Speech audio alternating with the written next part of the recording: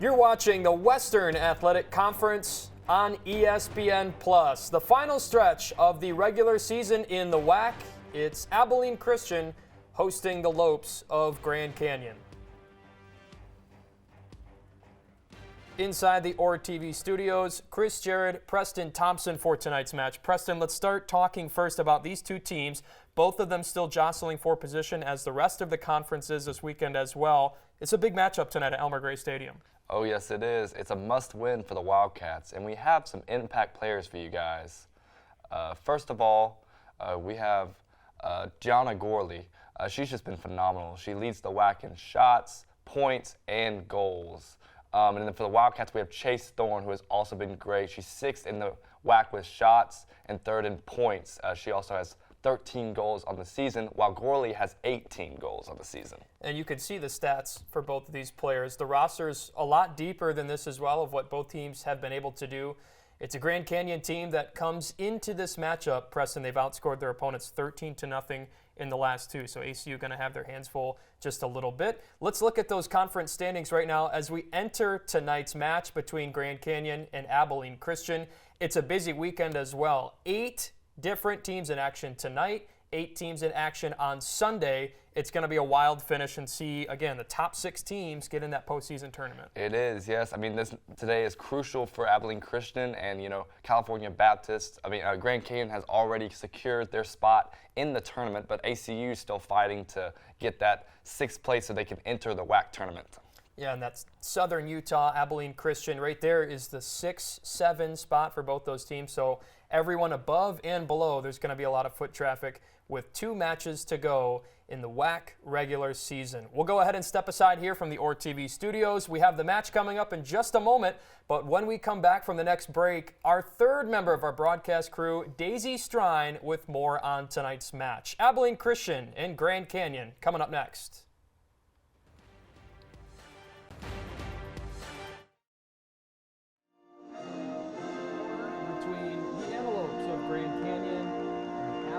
Christian University Wildcats. Chris Jared, Preston Thompson, let's now go down to the side of the pitch. Our 3rd member of our broadcast crew, Daisy Strine, with how big this match is for both these teams tonight. Daisy, what do you got for us? Thanks, guys. That's right. The Wildcats have 2 very big games coming up this week. Tonight against Grand Canyon University and later this week against California Baptist. They must win both games in order to place in the Western Athletic Conference tournament. Just like Chris said earlier, Grand Canyon University is placed 3rd in Western Athletic standings, so it's up to ACU tonight to get a big win at home to secure a spot as well. The weather's perfect here outside at Elmer Gray Stadium, and there's a lot on the line. It's going to be a great game. Guys, back to you. Thank you, Daisy. As you see the head coach, Steven Salas, getting huddled up with the Wildcats before the first moments of tonight's match between Grand Canyon, Abilene Christian. It's the purple match between these two teams. The primary color is purple for each Grand Canyon and ACU. Again, Chris Jared, Preston Thompson with you. Preston, let's start first for Abilene Christian. This is a team that has come in ACU. They've dropped their last 4. It's a really tough conference. We heard Coach Steven Salas mention earlier today how hard this conference is and how you have to be on your A game every night and every time you play these teams. These are close games too. Yeah, I mean, the last time the Wildcats got a win, at home was, earlier this month against Tarleton State, and they've come up short the last few games, but, like Coach Salas said, they put themselves in this position, and today is a must win against GCU, so we're going to see how they do at home. Hopefully they can pull this one out. It is definitely a situation that the Wildcats head coach Salas said that we control our own destiny, and the message has been the same. It's trying to build on what we can do and try and control our own fate. There's the Lopes of Grand Canyon wearing the road white kits tonight and just about set to get things going from Elmer Gray Stadium on the campus of ACU in Abilene, Texas. For the Lopes, they come in at 4-1-2 in the WAC, and they've got a name in Gianna Gorley that we're going to be saying a lot tonight. If you go to the WAC, the conference's statistics, she's at the top of every athletic, or I should say offensive, definitely an athlete, but at the top of every offensive category. and she can produce, but it's deeper than that. She's got a good supporting cast as well. Oh yes, for sure. I mean, I think the first step for the Wildcats is just to stop her and to limit what she can do tonight. I think that's going to be crucial. We were talking about earlier. It's going to be hard for the Wildcats to play, behind. The Wildcats, if they want to win tonight, they're going to have to, limit Gorley and just get ahead early and keep that momentum going throughout the game. It's a Grand Canyon team that is 8-2-1 when playing in Phoenix, but on the road they bring a 2-2-2. That's 2 wins, losses, and ties on the season. But listen to some of these places they've had to go to. Number 11 Arkansas, a 3-2 loss for them. They defeat Southern Utah 4-1 on the road. Utah Tech, they tie 1-1. That was the most recent road match for Grand Canyon, and we are off and running from Elmer Gray Stadium. It's the Lopes of Grand Canyon and the Abilene Christian Wildcats. A beautiful night from Abilene, Texas as well. You can see the really pretty sky with the football stadium in the background. Yeah, just a classic night for soccer. Some soccer here. It's going to be a classic game tonight.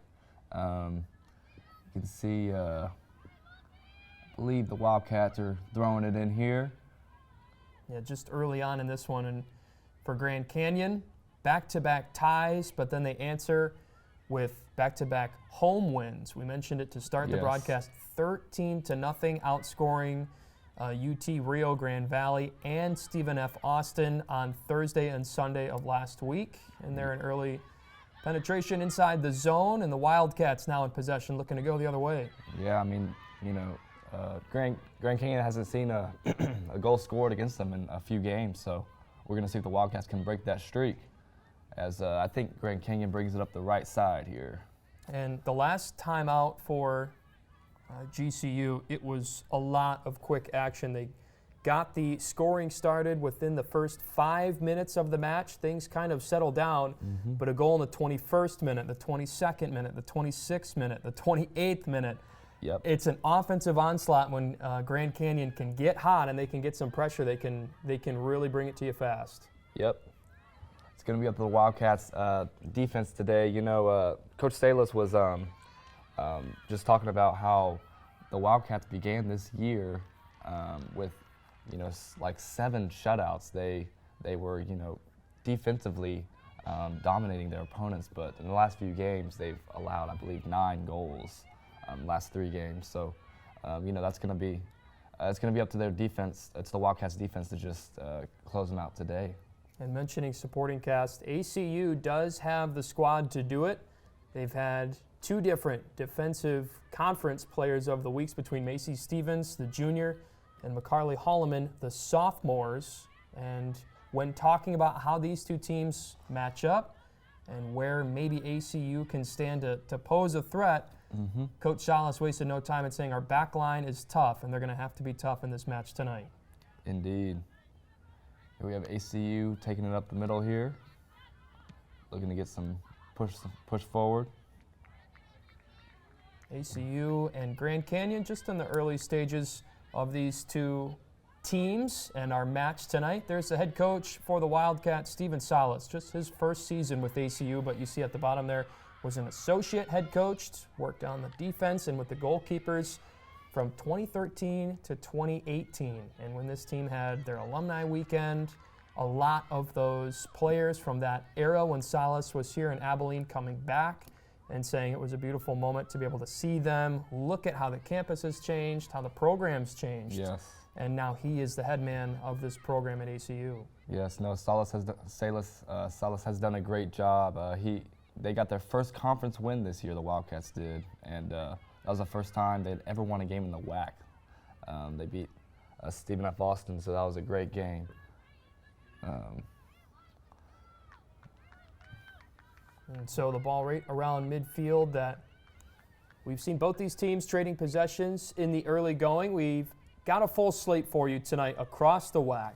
Utah Tech, Utah Valley in action. That one started at the same time as ours did at 7 p.m. Central. Also in Stephenville, Texas, it's Tarleton hosting Cal Baptist.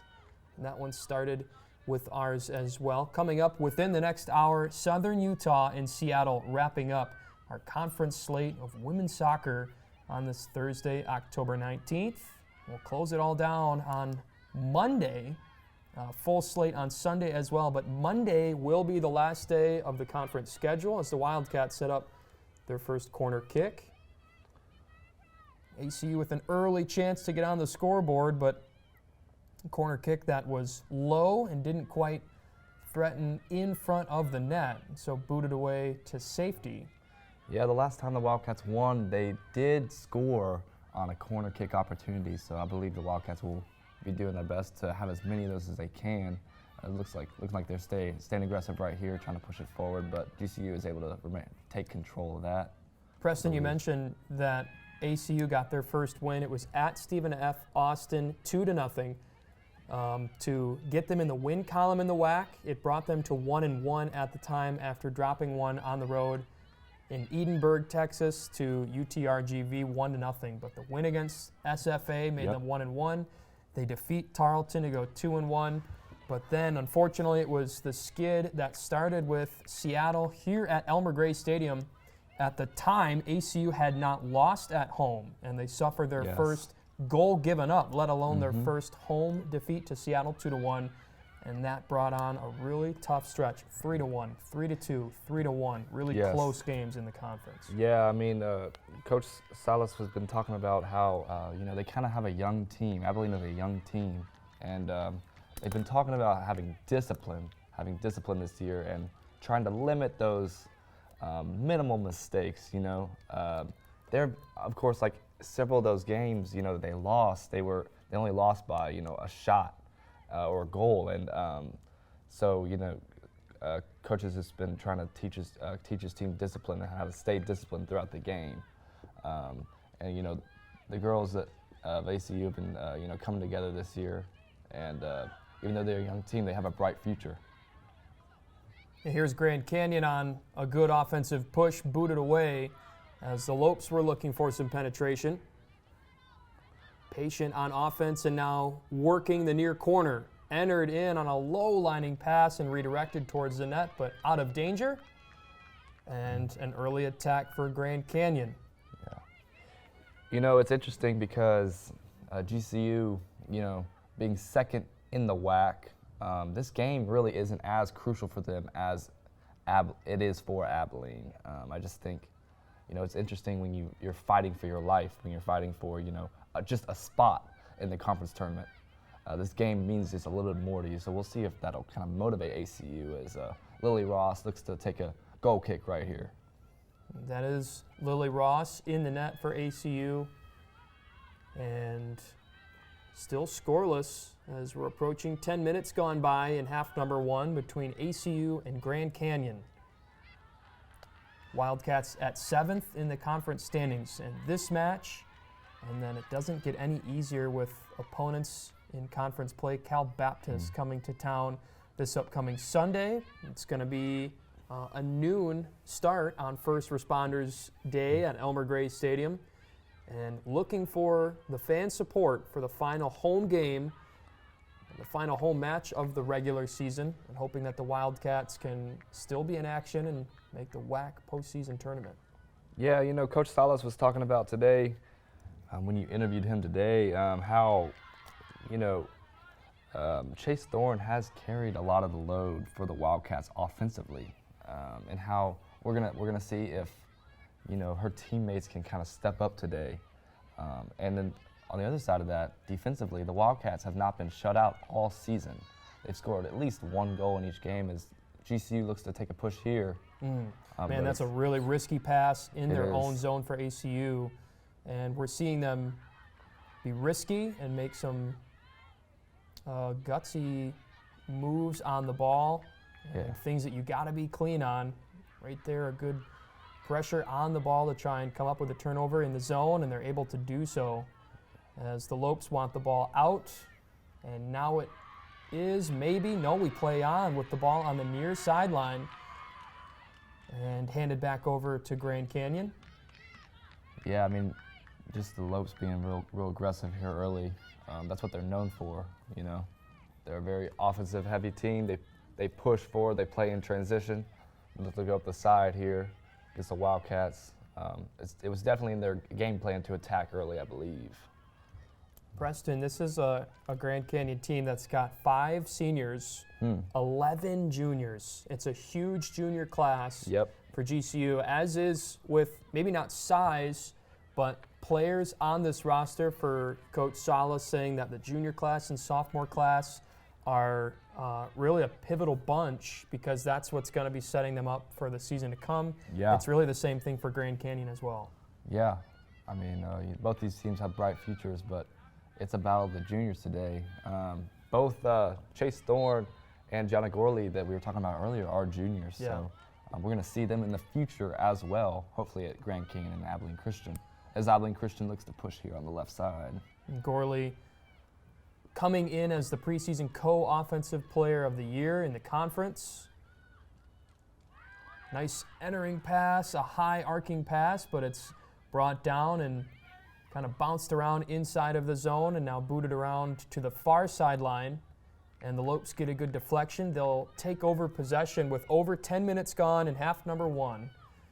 And no goals to report about. Maybe a handful of shots on target for both GCU and ACU in the early stretch. We talked about the road non-conference for Grand Canyon. The non-conference schedule as a whole, really daunting. A team that had to welcome in Mississippi State, and they fall 2-1. At Arizona, they walk away with that with a tie against the Cats, 1-1. They host the Ducks of Oregon and come away with a win. And then again, going to Arkansas and falling 3-2. Really close games and even a win in there against Oregon. A lot to be proud about if you're Grand Canyon with the non-conference schedule this year. Yeah, I mean, for Abilene Christian, that makes this game even more important. Excuse me. Yeah, you know, when you play a team that has a win or has even played games against teams with those names, you know, makes it the stakes even higher. A lot of speed up the near side, taken all the way to the far end line. And that'll do it. That's Becca Valdez with her 17th start on the season, sitting second with goals scored as Lily Ross is ready to boot this away. Valdez with 5 this year, 8 assists for her, 18 points total. All of those good for second across the board for the Lopes statistically. But still no score to report between ACU and GCU at Elmer Gray Stadium. Wildcats had mentioned that pressure and coming out of the gate strong would be big factors in tonight's match. And a team in Grand Canyon that put up 8 at home the last time out and 5 the match prior. Yeah, I mean, Grand Canyon has, 42 goals on the season against their opponents, while their opponents only have 15. And it's interesting because, ACU is a team that, has not been shut out this season. As the Lopes look to push on the left side, there's a cross, but that's defended by ACU. And it's going to be interesting to see, where the odds play out tonight. Wildcats doing a good job of just getting deflections early on, but Grand Canyon continuing to look and search in the zone and where they can find some openings and get an early read on this ACU defense. Yeah, I mean, it looks like to me that ACU is looking a little bit kind of heavy on the defensive side. They're keeping a lot of players back, while, in the past, they have actually kind of pushed players forward and look to get kind of, offense out of defense. But here it looks like they're kind of staying back because I believe GCU is known for pushing. And so I think that may have been part of the game plan for the Wildcats. As there's a shot from GCU, Lily Ross controls it. And right to her. She was able to scoop it up. And so still scoreless in the first half between ACU and Grand Canyon. Chris Jarrett, Preston Thompson with you. We've got Daisy Strine on the sideline. And the second to last home match for ACU this season. There's a physical play, far end of midfield. Little give and go and some nice touch passing by the Wildcats looking to make a push. It's in the far corner. And a shot low towards the net and a miss by the Lopes defensively. Now this chip towards the net and a shot that finds the back of the net for a goal. Abilene Christian strikes first. It's 1-0 Wildcats. That was just a beautiful chip pass there from the Wildcats. Looks like it was number 8, McCarley Holloman, that had that assist right there. I'm not sure who scored the goal. That was a phenomenal pass from the right side from Holloman. You see the whiff there by the defender. Just a defensive breakdown. Oh, that's Chase Thorne that found the back of the net first. And it's the junior from ACU, Preston, that gets the Wildcats an early lead. Indeed, yeah, that's her 14th goal on the season. This is just what the Wildcats wanted. They wanted to get ahead early in the game.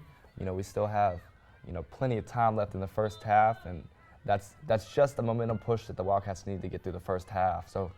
But here we see GCU not hesitating to attack right after that goal. You can expect that the Lopes will come right out of the gate and try and see if they can't pick up and level up the ante, trailing 1-0. About 15 minutes gone in half number 1, and it all started with a ball that bounced into the box, and defensively GCU trying to clear it out. Looked like a swinging foot that went right over top of a bouncing ball, Preston, and it Indeed. left the door open for ACU to capitalize. Yeah, I mean, that was just... There's a shot. What a save by Lily Ross, as she had to lay out low to her right and stop it. Yeah, great effort by Lily Ross. That pass by McCarley Holloman was quite the pass. I mean, it looked like to me that was going over all of her teammates, but just great focus by Chase Thorne to one-touch that ball right in the back of the net. Just looked like maybe thinking that she would have help on that side and enter it back inside into the danger zone for GCU and hope that someone can be there. Thorne was in the perfect spot at the right time to capitalize. Yeah, the Lopes won't back down at all, though. They continue to push forward with a long goal kick as they push the ball up the right side, but ACU regains control. So 1-0 Wildcats with Grand Canyon trailing on the road. The last road match for the Lopes came all the way back on October 1st, and it was at Utah Tech. The Lopes walked away with a 1-1 tie. They came back to GCU Stadium, another 1-1 tie, but this was against Cal Baptist, and maybe a good early preview of a late WAC tournament showdown between Cal Baptist and Grand Canyon. Both really good teams this year. Indeed. And when you look at the standings, Preston, it's Cal Baptist in second, Grand Canyon not far behind them. It was a loss and a lack of a loss for Cal Baptist at 4-0-3. 3 ties for CBU, and Grand Canyon 4-1-2. Again, Ross out of the net. She's been busy in the early stretch of this match. And you got to think against a team like Grand Canyon, she's going to have a busy night. Yes, she has 34 saves on the season. I think she's obviously a crucial part of today's game. I mean, she's going to have to, shut down any opportunities that the Lopes have if she kicks it away from goal. Going to need some help as well, and we've seen good defense by ACU in the early stretch, but a really good offensive unit by Grand Canyon, and that's what Coach Salas said about the Antelopes, is how they really operate as a unit. That was a dangerous bouncing ball that got all the way through. Nobody could get a body on it, and at the last moment played before running out of real estate, and the ball still live all the way back to midfield. Yeah, that was just a missed opportunity there for the Lopes. But they still have control, and they're still looking to attack. Looks like a physical play as the ref calls a foul here on the Wildcats. Should be a free kick for the Lopes over there on the right side of the field.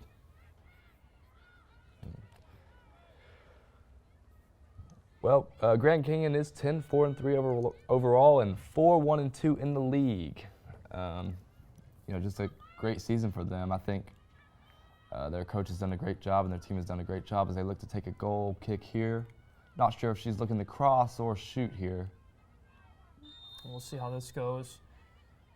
For the Lopes, low lining kick, in front of Ross. Ball still alive off the top of the crossbar and in.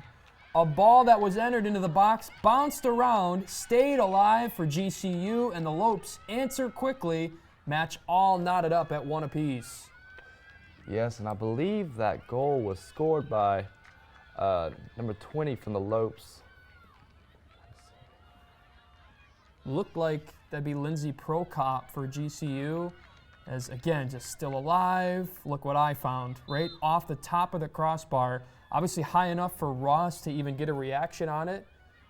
And fortunately for Prokop and the Lopes, not too high where it sailed out of play. And we're all even. That was just the second touch there, kind of that hesitation. You think the play is over, but it's really not. And she was able to get a foot on that ball and put it right into the goal. Prokop with her 6th goal of the season. That slides her in second on this team in goals scored this year, with Gianna Gorley pacing the team and pacing the conference with 18 and 41 points in her now 18 games played in and 18 games started in as well. 1-1 between Grand Canyon and ACU, as both teams with something to play for in tonight's match. For Grand Canyon, they're in. You mentioned it, Preston. Yep. But looking for a sweeter seed with where they'll fall in the postseason tournament. ACU trying to prolong their season. Mm-hmm. Indeed. A little bit on Lindsay Prokop, the goal scorer for the Lopes. She's a senior. She's a forward from Omaha, Nebraska. And she led the team last year with 7 assists and the second highest mark in the GCU D1 era. That's a lot of assists. That is a lot of assists. A lot of goals being scored by the Lopes. Indeed. As the senior from Kansas City. A lot of transfers on this GCU team. Yep. And we were talking about the roster breakdown with 11 juniors, 13 sophomores. How about 16 transfers for GCU across a really deep roster? And we've talked a lot about Gorley from Iowa. She also had Alicia Ganeef come from Iowa with her as well, both juniors. And so a lot of transfers on this Chris Sissel squad for GCU. Yeah, this is a team who's looking to make a mark, just also not even in just the WAC, but in the nation. I mean, you mentioned, playing Arkansas and Oregon and Arizona. Arkansas was number 11 at the time, and they were almost able to actually beat them. But yeah, this team is looking to make a mark in the country. Ball bouncing around midfield as we're about approaching 20 minutes in the first half between ACU and GCU. Abilene Christian, Grand Canyon doing battle from Elmer Gray Stadium on this Thursday, October 19th. And it's all evened up at 1 goal apiece. ACU hopped on the scoreboard first with a bouncing ball that a defensive breakdown by GCU allowed the Wildcats to get an opportunity to send it back in the box. Chase Thorne finds the back of the net. And then for Grand Canyon, after a foul, a set play, they get a good low lining kick, ball kept alive, and it was Lindsay Prokop. Yep. Top crossbar. Yeah, I mean, it's just both teams obviously want to win, but just such an exciting way to start the game. Both teams kind of get a little taste of success with a goal each, and keeps things interesting as we have about 22 minutes left in the first half here in Abilene Christian. Of course, you want to see goals, right? Yes, you want to see goals, exactly. You want to see action. That's what we've got. Ross again in action, and the ball's still alive in front of the net, and chipped too high over the top of the crossbar. Another good opportunity for Grand Canyon, but Ross with a really good initial save. Yeah, just great job laying out for that soccer ball, and just I believe she went with fist and she knocked it away to the right side of the goal, and she looks to kick it away here for the Wildcats. She's going to have to continue to do that the rest of the night if the Wildcats want to win this here game. They're going to need a good one from Lily Ross in goal. Tough to do with the 1 goal she has allowed, and really what you can say was the same on the opposite way as well. For the goal that was in the back of the net for ACU, for De'Ara Jackson, a tough one to save off the foot of Thorne. And then for Lily Ross, a ball that goes off the top crossbar. Yeah. It was up top to her right, really tough ball to get to. Yeah, both balls that we've seen are just went off the top crossbar. Just really tough for those goalies to get. You'd have to have incredible reaction to Oh, get yeah. those soccer balls. So looks like GCU is going to get a throw in here from the right side. We've got other scores that we'll try and get you from around the conference tonight with Utah Tech, Utah Valley going at it, Cal Baptist and Tarleton. Both of those started at 7 p.m. Central, along with this match here at Elmer Gray between ACU and GCU. Yep. Historically, these two teams, ACU and GCU, have only tied. They've only played each other once, and that game ended in a tie. I believe that game took place in Phoenix. So yeah, these two teams are eager to get up on top against the other. And we mentioned Utah Valley taking on Utah Tech, Cal Baptist taking on Tarleton, and it's the heavyweights in front early. Utah Valley 1-0 over Utah Tech, and Cal Baptist 1-0 over the Texans of Tarleton. We'll keep you posted on those ones, along with this match here tonight. 1-1 tie score about halfway through the first half between ACU and GCU. Yeah, you can see a little bit of kind of offensive pressure here from the Wildcats. A little bit different than how they started the game.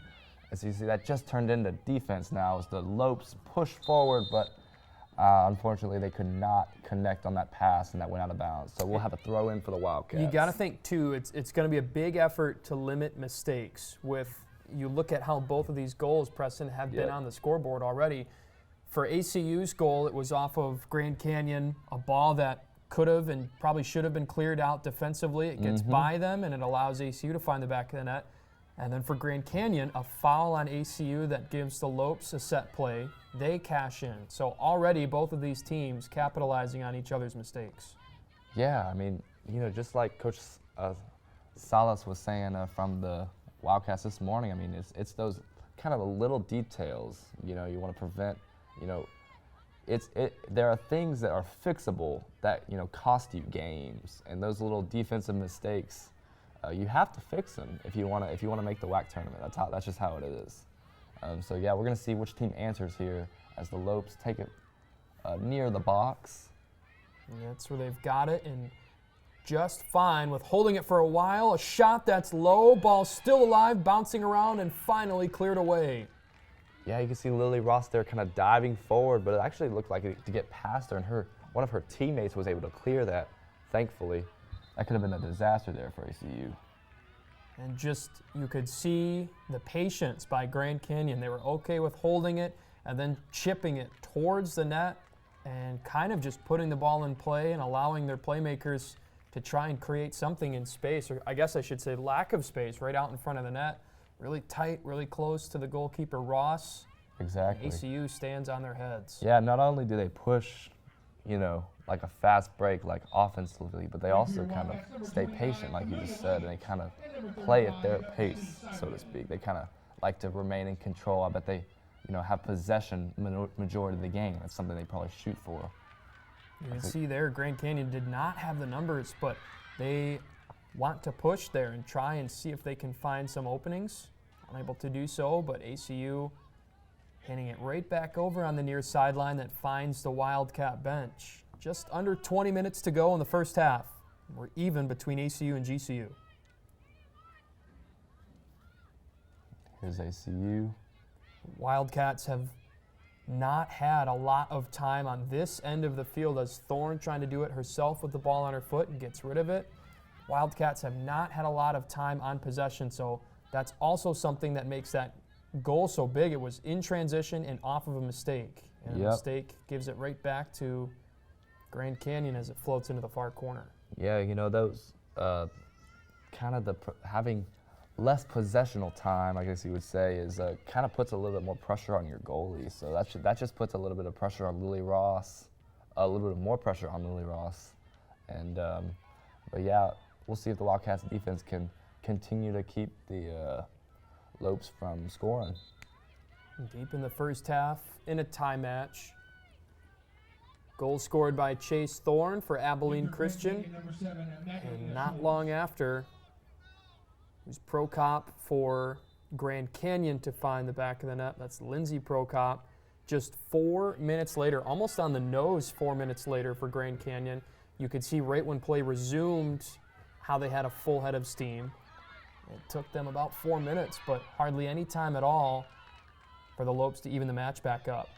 Now a tough fight for possession here in the near corner. Kept alive, and now the Wildcats trying to capitalize on a ball in the box. And what a play defensively by Grand Canyon to somehow avoid a corner kick. And it's going to stay on this end of the field. Yeah, I have to say, I thought that ball was going to go out of bounds for the Wildcats, but GCU just able to keep it alive and not avoid a corner kick. Here's a throw in for the Wildcats. Yeah, that rolls around. It's Amelia Leggett that had it. Now McCarley Holloman, the sophomore, to throw it in.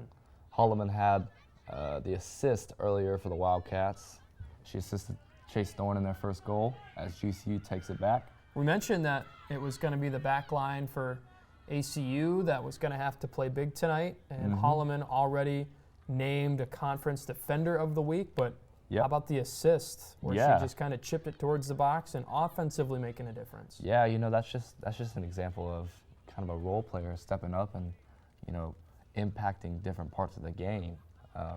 We're gonna have to see, you know, more of that from each team to see who wins tonight. But here's ACU coming down the right side. Looks like GCU is in possession. Ball goes all the way back behind midfield, and a good chance for the Lopes to hit the reset button as we pass 15 minutes to go in the first half between Abilene Christian and Grand Canyon. There's a little bit of contact there. Yeah, right in front of the bench for the Wildcats, and it's the Lopes with it, and a whistle. That was some tough play by ACU defensively, and they'll get whistled for it, and so a chance for Grand Canyon to set something up. It looked like Gianna Gorley was a little bit slow to get up there after the call by the referee. Looks like it's going to be a free kick here for GCU. But, you know, this is an example of, you know, an opportunity, you know, that you have to take advantage of if you're GCU here. And if you're Abilene Christian, you know, this is when Lily Ross there, she's, you know, being a quarterback, she's, you know, communicating to her teammates. It looks like GCU is looking to cross it right here. AJ Loetta puts it in action, a floater into the box, still loose, knocked around and just wide of the target. Man, I bet GCU wants that one back. That was a great effort by Lily Ross. A great effort by GCU also. Just went left to the goal. Let's see where Ross was as Loetta put it in. Missed the initial head. That looked like maybe Gorley got a foot on it and wasn't quite square to the net. A really good entry ball off of the free kick, but no dice for the Lopes on that end of the field on a really prime opportunity to break this 1-1 tie. Yeah, I mean, it looked like, again, that was a kind of a second touch opportunity, you could say, as, you know, that ball kind of ricocheted off of, you know, somebody, and then the Lopes were able to get a shot off, but not quite into the goal as ACU or Lopes take control once again. That's Grand Canyon that on the near sideline wanted to get a substitution in, and head coach Chris Sissel not happy with the near official trying to get a sub with the break in the action, but the play resumes, and it doesn't look like there's a sub over on the near sideline any longer. That could change as the Wildcats and Lopes change possessions back and forth right at the middle of the field. And you can see just under 13 minutes on our clock. There's about an extra minute at the stadium that we'll have before halftime. And currently a 1-1 evened up match between ACU and GCU.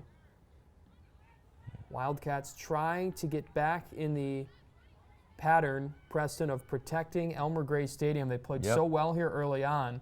A lot in the non-conference, though. When conference play started, it was a tough one against Seattle after starting conference play 1-0 at home with a 2-1 win over Tarleton. It was a loss to Seattle 2-1 on a match that a lot of penalties, mistakes by ACU, and that unfortunately started a 4-game skid on a shot that goes too tall. and back in possession of the Wildcats with about 12:30 in the first half. Yeah, I mean, just It's a tough conference. It's yeah, really it is a tough home, conference. road. It's really tough to win Yeah, I in mean, WAC. even if you start strong, like the Wildcats did, I mean, you know, you have to be careful not to lose focus because, you know, if you do, you know, you can end up with 3 losses back to back to back, just like we saw. 4 losses, excuse me. But yeah, they're doing their best here to end that loss streak.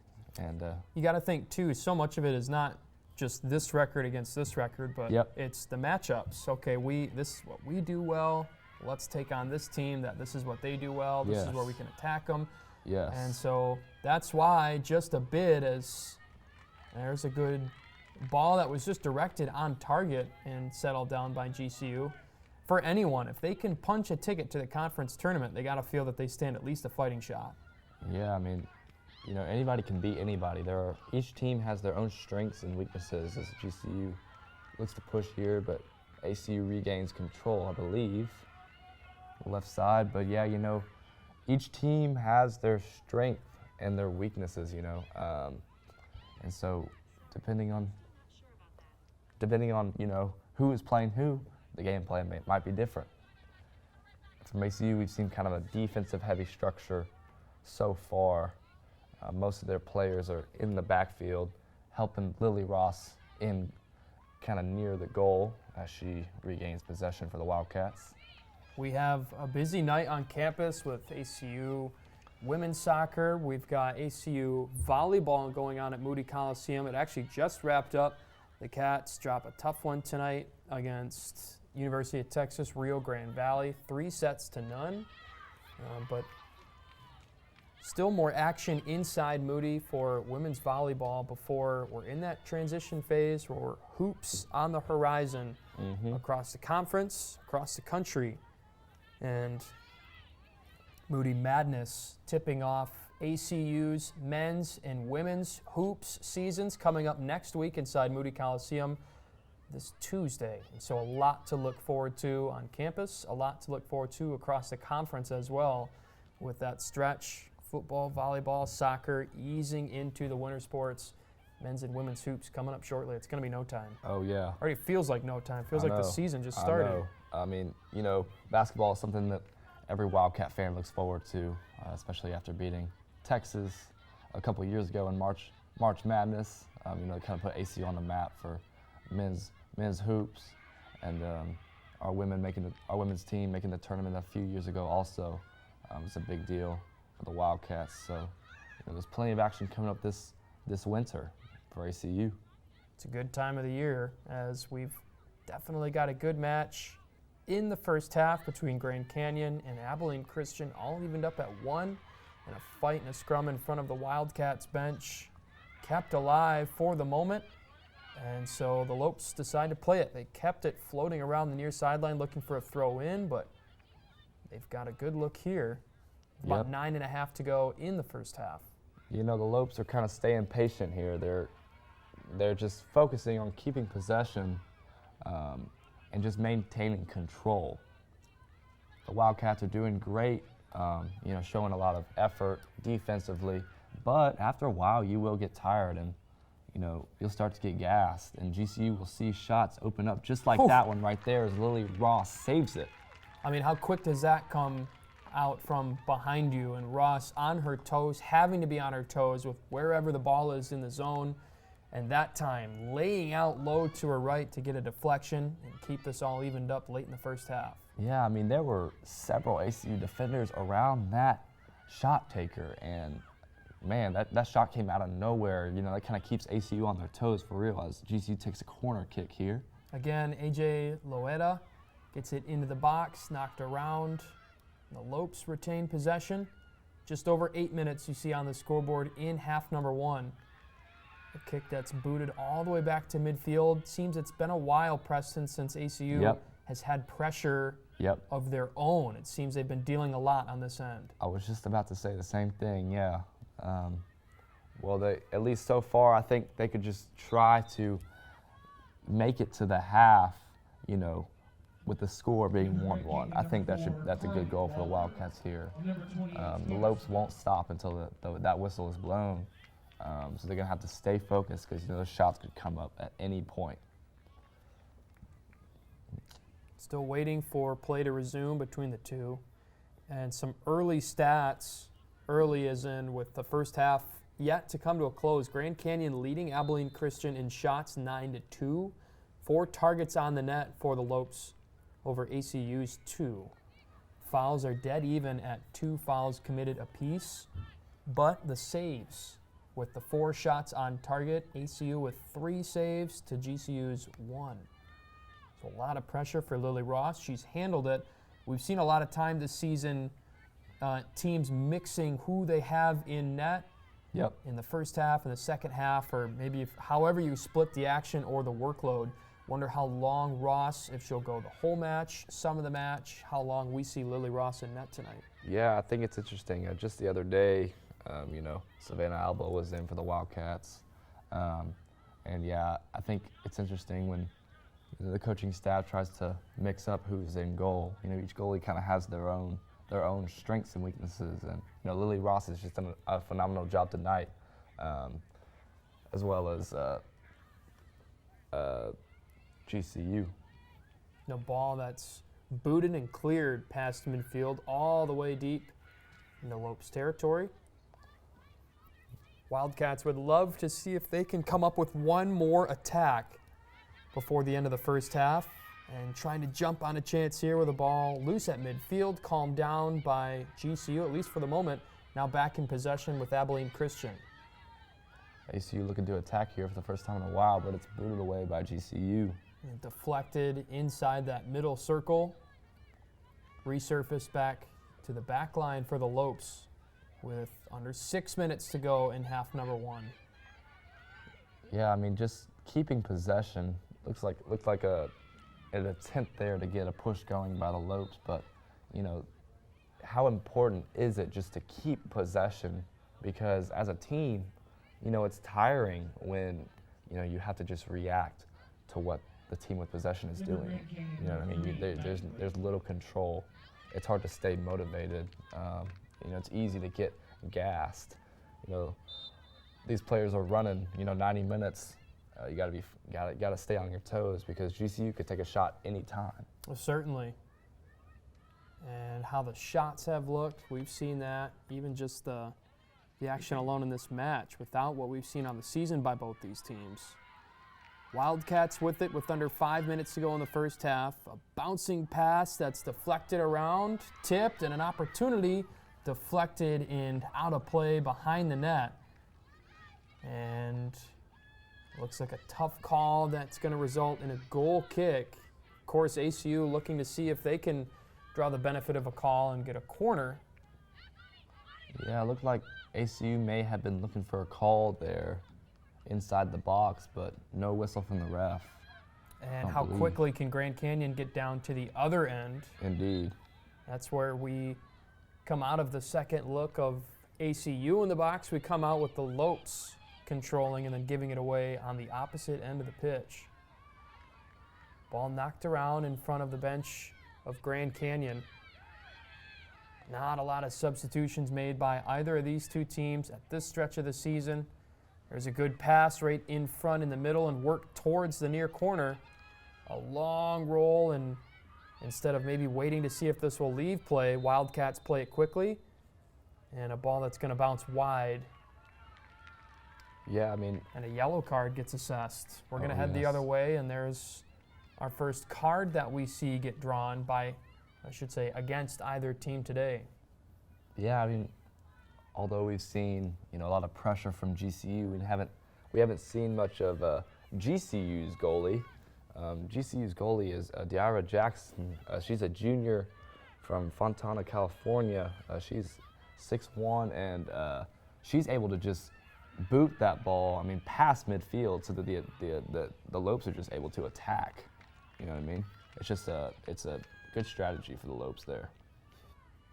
So as we come to a close before the end of the first half, stick with us. During halftime, we'll come back to the studio, talk through what we've seen with each team putting up a goal against one another in the first set of 45 minutes. But before we get too deep into halftime, at the end of the first slate of 45, we will go back to the third member of our broadcast team in Daisy Strine. She'll be down on the sideline and see if we can get lucky enough to get a word with head coach Steven Salas going into the break. Again, that's coming up at the end of the first half. And a cross that is right into the hands of Lily Ross. Another opportunity for Grand Canyon in this first half, but settled down. I think the biggest takeaway, Preston, from this first half is how many chances GCU has leaned against ACU and the Wildcat defense responding. Yeah, I mean, that cross fell right in the hands of Lily Ross, like you said. It's a good rhyme there. It seems like, yeah, I mean, she's been doing great. You know, even though GCU has several more shots on goal than ACU, you know, the score is still 1-1, at least for now. So we'll see. Athletic play to get the ball past midfield and still being booted around under 2 minutes to go in the first half as the ball gets brought down to the grass and the Wildcats looking for a late push in the first half. Ball goes back and directed towards the middle of the field. A low pass right in front of the Lopes bench and settled down by Grand Canyon. Yeah, it seems like every time ACU gets the ball near the box, just someone from the Lopes just regains possession, like right there. Lopes looking to attack here, staying patient as well. You see how they kind of take a step back and 2 steps forward like they just did. The pass goes out of bounds for the Lopes. About 50 seconds to go in the first half, and waiting to see how aggressive ACU plans to be on the attack here. They've got the length of the field to go or just play conservative. ACU looking to push here. They're not backing down just yet. There's still time left in the half. And they lose it, and GCU setting their push up from the far end. Yeah, you know, you can kind of see like the physicality between these players right here. You know, just constantly, you know, battling for those, you know, 50-50 balls. It's a throw in by ACU. 9, 8, 7, 6, 5, 4. Ball bouncing around midfield, and now Grand Canyon just chipping it towards this end of the field, and the final seconds melt off the clock. That'll do it in the first half between ACU and Grand Canyon. 1-1, all evened up a piece between the two, and both teams can finally take a chance to catch their breaths. Exactly, yeah. We're going to see, you know, what the game plan is when these two teams come out of the half. And so Abilene Christian and Grand Canyon all evened up at 1 apiece. Chase Thorne, the goal scorer for Abilene Christian, and then Lindsey Prokop was able to even it up not 4 minutes later. And that's where we stand currently with everybody evened up at 1 goal apiece. We've got halftime right around the corner. But before we do that, we should say we'll send it down to Daisy Strine. She's with the Wildcats head coach Steven Salas. Daisy, go ahead and take it away. I'm here with head coach for the Wildcats, Coach Salas. Coach, how are you feeling about that first half? Amazing first half. We're playing fantastic. I mean, Grand Canyon's one of the best in our conference. We're going toe-to-toe, scored the first goal, and put them on their heels. Definitely. What are some good things that you saw offensively tonight? Yeah, offensively, finding that first goal. I mean, we're pressing. We're going to get a second one. We're ready to go and excited for the second half. What are you planning to work on moving forward into the second half? Yeah, just not making mistakes, not giving up any free kicks, and just looking to press on and push forward and go for the winner. Thanks, Coach. Thank you. Guys, back to you. Thank you, and Thank you. Appreciate it. Preston, before we kick it to a break, you hear from Coach Salas right there, thrilled with how the Wildcats played in the first half with a 1-1 score. Yeah, I mean, that's exactly what they were hoping for, you know, just to kind of get ahead early. And although it's 1-1 still, you know, their chances of, you know, getting a second goal in the second half are much greater now that, you know, it's a tie game. All right, we'll step aside from Elmer Gray Stadium. 1-1 at halftime between Abilene Christian and Grand Canyon. We'll take a break. We'll come back to the studio, break down the first half. That's next on ESPN+.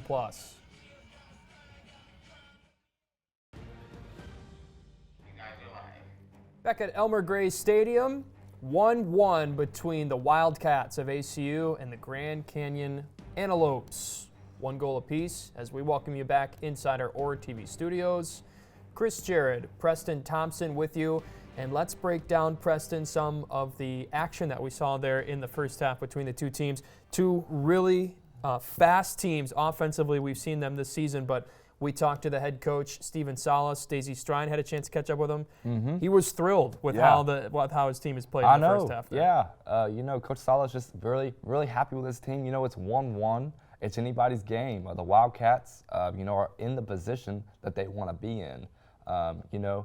We had an assist, or the Wildcats had an assist by McCarley Holloman to Chase Thorne, and GCU scored their goal by Lindsay Prokop.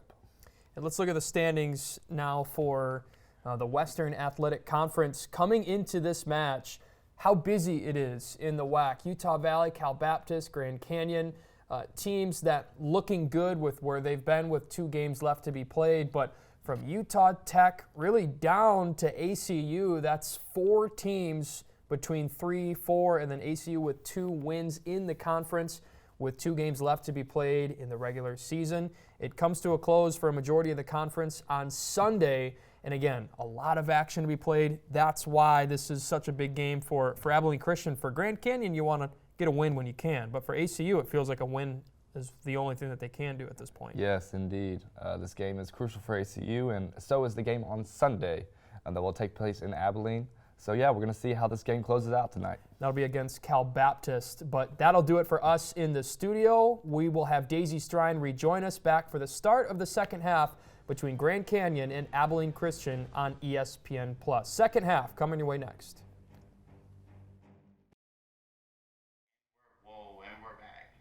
Back at Elmer Gray Stadium, Chris Jared, Preston Thompson, and before we start the second half, we'll send it down to Daisy Strine with more on Chase Thorne and her season. Take 2, go Daisy. Thanks, Chris. Junior forward number 19, Chase Thorne, has stepped up as one of the key players for the Wildcats with an impressive 14 goals this season, marking over half of the team's goals overall. She's proven to be a game changer and has been a driving force behind the Wildcats' success on the field with a goal tonight. All eyes are on her in this high-pressure matchup with hopes of another goal here in the second half. Guys, back to you. Thanks, Daisy. As we get set to go in the second half, all evened up between Grand Canyon and Abilene Christian, 1 goal apiece. And talking about Chase Thorne, Preston, we've mentioned her in matches past this season. We mentioned her coming into tonight's match. And again, giving us another chance to say her name with, at the time, the first goal up on the scoreboard. It's since been equaled, but she has done tremendous things this season, and the Wildcats have leaned on her offensively. Yeah, I mean, she came through just as we expected, you know what I mean? But I think now, and since it's the second half, I think it's going to be up to, her teammates to see, who's going to step up in this crucial time, because it really is crucial that they win this game tonight. Does feel like a new match with a 1-1 tie to start half number 2. Pretty much just put a fresh 45 minutes up on the clock, and we'll be good to go. And that's where we start things out, with both teams now flipping sides. It'll be Grand Canyon going from left to right, and ACU and the home purples right to left. Ball possessed right at midfield, and then a little bit of a stumble given back to ACU. And one of the things, Preston, that Coach Salas had mentioned to Daisy before halftime were the mistakes. Yes. Got to do a good job of limiting the mistakes, because both teams, you can see when you look at the scoreboard, a mistake has led to each one of those goals tonight. Yeah, exactly. But, mistakes are most costly, I'd say, in the second half. So we're going to see, if the Wildcats can, limit the possession time of GCU. GCU kind of had a lot of possession time. They were in control of the game. They were definitely setting the pace. But the score still is 1-1, so the Wildcats still have a chance to get back on top. And you'll take that, but shots 11-2 in favor of the Lopes on the road. That's the most glaring stat really that you look at, is the chances that Grand Canyon is generating, just firing the ball and trying to get it on target, and they're good for just under 50%, 5 for 11 with shots on goal and shots as a whole in tonight's match. Yes, I mean, and GCU with the heavy possession time, I think it's just important to recognize the work that Lily Ross has done in goal. I think she gave a tremendous effort, and she's a big reason why the Wildcats are still in this game tonight. And you got to tip your cap. It will be Savannah Alba the rest of the way for ACU. So Ross's night comes to a close with just over 45 minutes. A goal allowed on a shot that went off of the top of the crossbar and a ball that was really tough to be played for anyone. And 4 saves for Ross tonight. She makes way for, again, Savannah Alba that you see in the net for ACU wearing the number 1 the rest of the match tonight. Yeah, that was a great move there by GCU's Gianna Gorley, as she kind of used her knee to kind of kick that ball up over on the right side to try to get an attempt to score there. But Alba looks to kick it away here for the Wildcats. Just freshly started the second half as both teams took a while, it felt, Preston, maybe with how much offense we've seen from the two. It felt like it took longer than it could have, but ACU finds a scoreboard, and not 5 minutes later, Grand Canyon evened the matchup with a goal of their own. That's been it for offense so far. Yeah, it's been back and forth for sure. You kind of see the defensive strategy by ACU is now, since they're getting a throw in, they're going to bring multiple players up. But for the majority of the game, they've been oh wow, what a save there! Shot right at Jackson, and she climbed the ladder and batted it away from danger. And didn't look like a lot led to it, just a free shot right at Jackson. And whoa, yeah, not sure if that would catch the top, middle, or bottom part of the crossbar, but definitely one that she saw coming at her fast and was able to react quickly. That was an amazing save. Jackson has 50 saves on the season. Stands at 6-1. Ball that's crossed in after the Jackson save. Wildcat still with it, chipping it back right into the breadbasket of Jackson, and she'll calm things down from here. That was a tremendous effort. Looks like she was completely horizontal as she, reached out for that soccer ball, and she looks to kick it away here. Jackson you mentioned it earlier, from Fontana, California, the native of Rancho Cucamonga, but transferring to Grand Canyon from Cal State Fullerton. One of the 16 transfers that are on this Lopes roster, and a huge assembly of talent from around the country and even around the world, with one of their midfielders, Schwarz, from Germany, but a transfer from High Point. So coming from all over the country, as Chris Sissel has brought in, again, 16 just this season alone. Yeah, that means they're making a mark in not just the WAC, but the country, just as a program. That's a great job by Sissel as GCU looks to score here.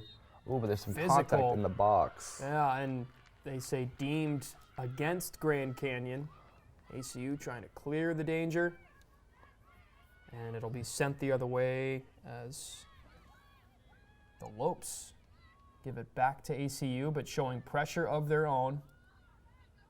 It's something we saw in the first half, but we'll see how much after halftime they pick up the pressure. Preston, when we were getting closer to the end of the first half, you could tell both teams really tired with their efforts from the first half. Yes. That's just with a cross there by ACU. I think that just comes from, just the possession time of, GCU. And it's interesting because the reason that, ACU is kind of having trouble with possession is because of all the offensive pressure that they're placing, that GCU is placing on them. ACU is not able to be patient, kind of like GCU is, because GCU is pushing so many players to the ball. So, when ACU's defense has possession,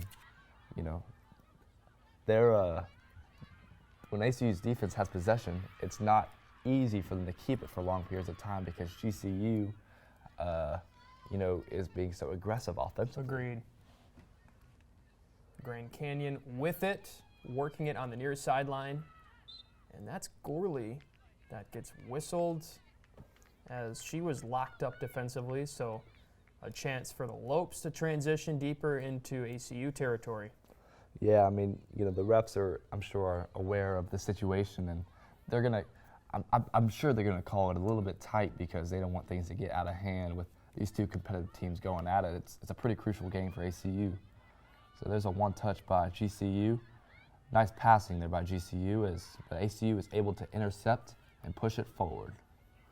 Just worked it back to midfield. We said patient a few times for Grand Canyon in the first half, just looking for where they can find their opportunities against the Wildcats. Here is kind of a rare sort of moment where GCU is not pressuring offensively. Here, Alba's just able to kind of, quarterback her team and kick it away here for the Wildcats.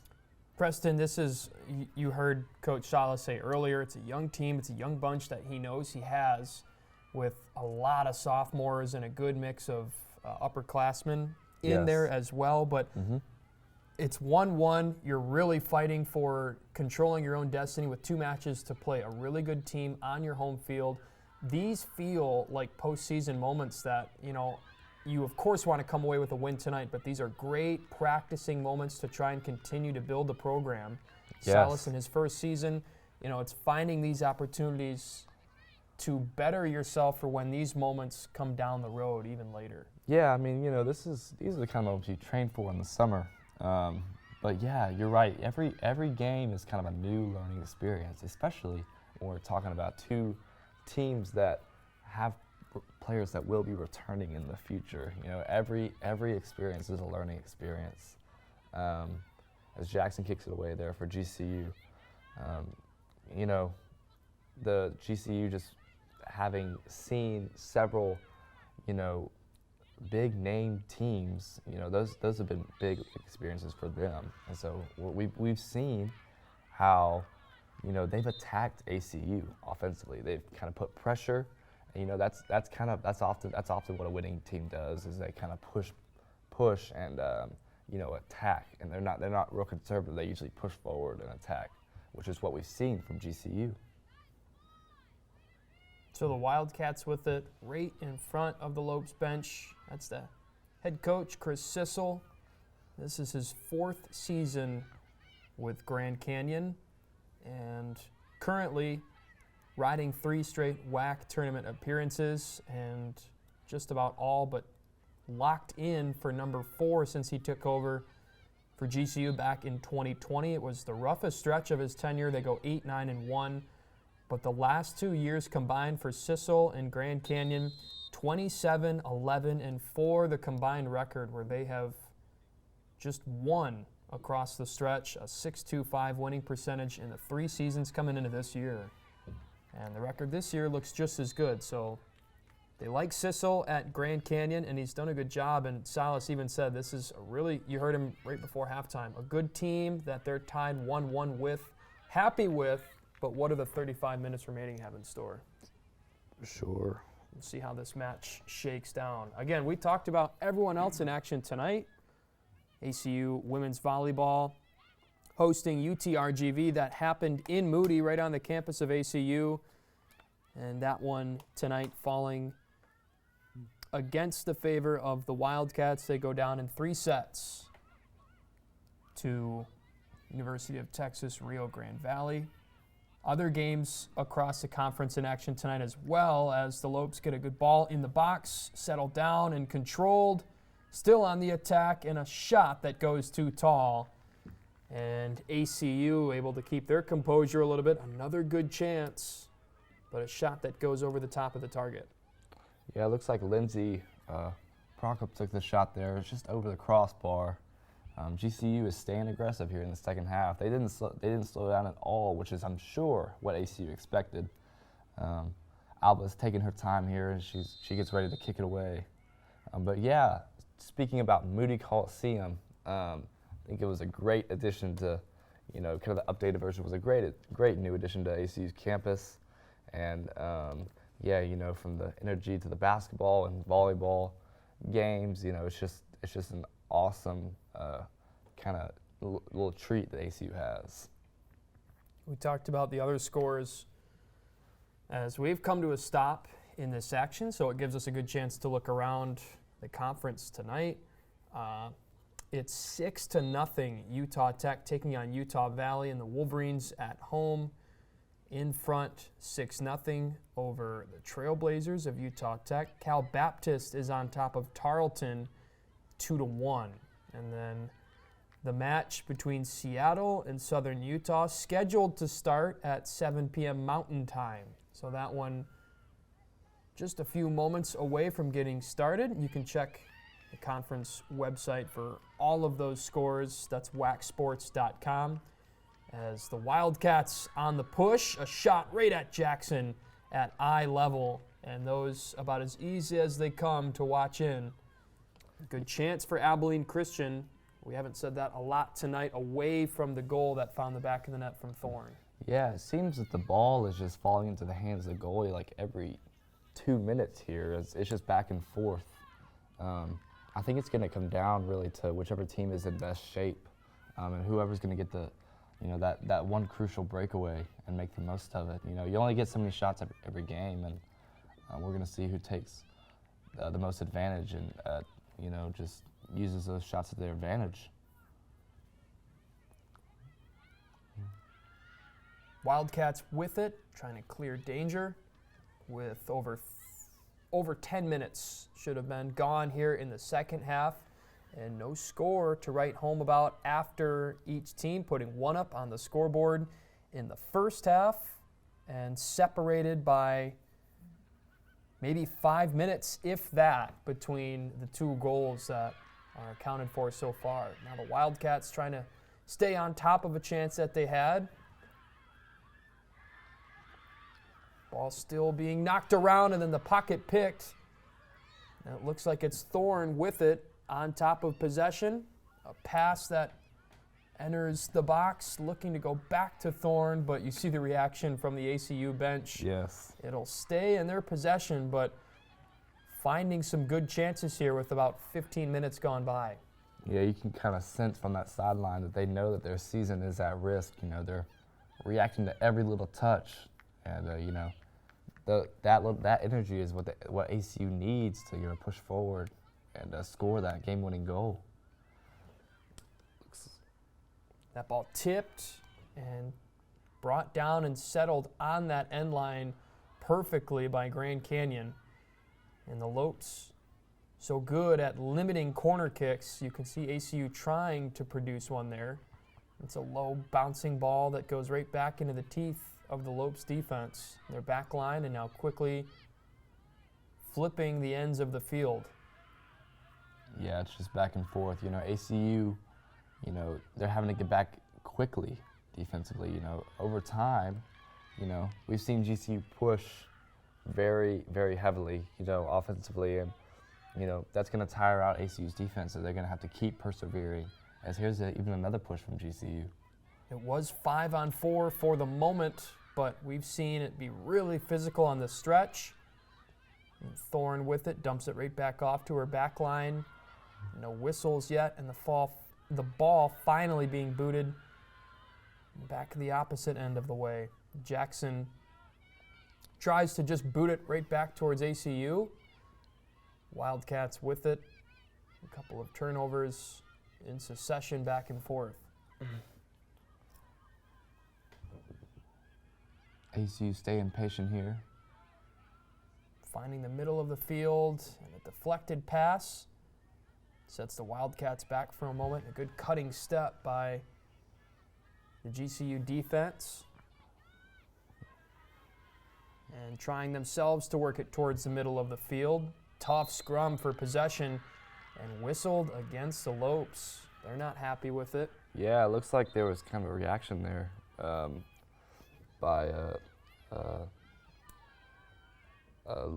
Lindsay Prokop, as she was not really happy by the call by the referee, but ACU gets a free kick and they regain possession.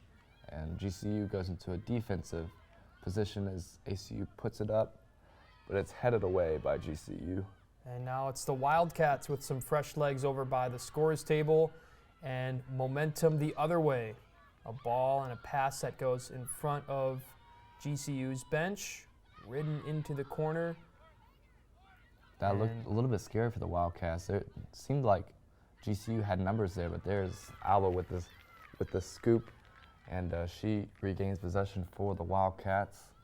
Those are the kind of the offensive breakaways that we're going to see from GCU the rest of this half. They're looking to turn their defense into offense, and that's going to put pressure on AC's defenders as well as AC's goalie Alba. So we'll see how that keeps happening. And that was Prokop that had it deep in the opposite end, and somehow almost 20 minutes have melted off this clock in the second half as we're just past 15 gone by between the two, all even at 1 apiece. Good pass on the far end. ACU looking for offsides, and the flag goes up.